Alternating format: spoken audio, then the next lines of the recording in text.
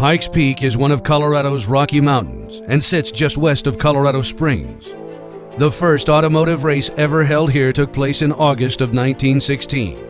And each summer since then, riders, drivers, and automobile enthusiasts have descended upon this mountain for what has become known worldwide as the Pikes Peak International Hill Climb. It is nearly the oldest race in the country, second only to the Indy 500, and over the last century, it has earned itself a unique place in American motorsports culture. The road that winds up the mountain is 12.5 miles long and ends at the summit over 14,000 feet high. The modern-day hill climb features riders eager to push their bodies and bikes to their limits in search of checkered flags and record times. This year was, of course, no exception. 8 bikes were registered in the 1205cc motorcycle class, 4 of which were Ducati Multistradas.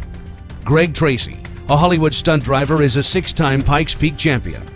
2010 was the first year that Ducati brought their Multistrada 1200 to Pikes Peak, and Greg piloted it to a first-place victory. 156 turns, some of the fastest turns are up top. Certainly some of the biggest cliffs are up top. You go into the bottomless pit. It's been said there that if you go off the sides, you'll starve to death before you hit the ground. And I think I was actually hitting about 130 miles an hour before I was sliding it into that corner. Alexander Smith is the son of motorcycle legend Malcolm Smith and brings with him a primarily off-road racing background. And Pikes Peak is a really unique race in the sense that there's nothing really like it in the world.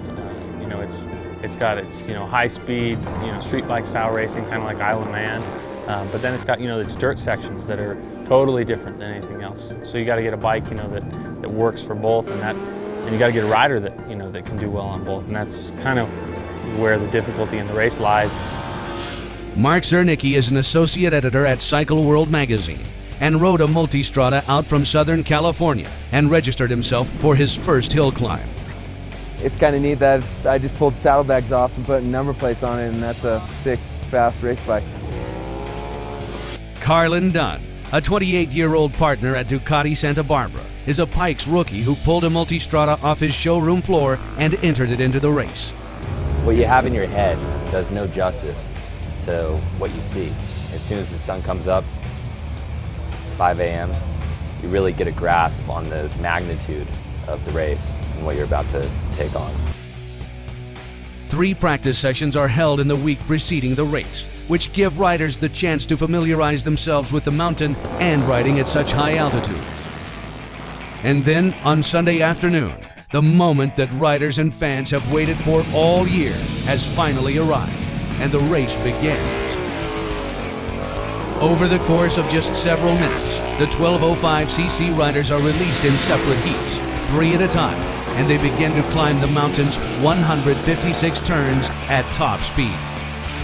Tension and anxiety fill the air as technicians, friends, and loved ones eagerly await race updates and results at the bottom of the mountain. Alexander Smith finished in 3rd place at this year's race, piloting his number 55 red and white Pikes Peak Edition Multistrada for the Spider Grips Ducati team. And then for next year, honestly, I don't see that bike beatable up here. That bike is just so unbelievably perfect for this race. I think it's going to be the bike, as Greg said last year, the bike to beat for years to come. Carlin Dunn arrived at Pikes Peak with a single technician and 2 showroom bikes in the back of his pickup truck. Yet in his inaugural run, he managed to ride his flat black number 5 Ducati Multistrada to a first-place finish. His incredible time of 11 minutes 11 seconds broke the all-time motorcycle record and cemented his name in Pikes Peak history.